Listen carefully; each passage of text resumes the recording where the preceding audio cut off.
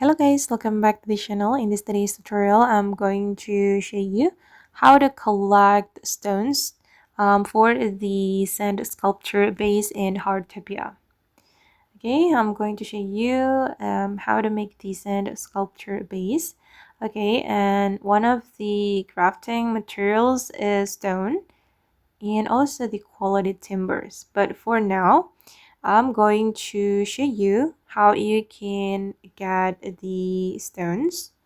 So you're going to equip your axe like this, and then you're going to move around your home, or you can go to the forest. Basically, the stones are everywhere. Okay, this is the stone. All right, I got two. Oh, three. 4 stones. And for this one, I think it's ore. I don't know, but it's not counted. Okay, this is an ore. So you need to look for these stones if you want to make the sand sculpture base for the sand sculpture new hobby in Heartopia.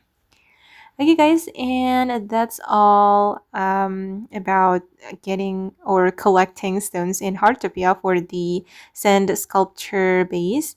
I hope this video will be useful for you. Thank you so much for watching, and bye.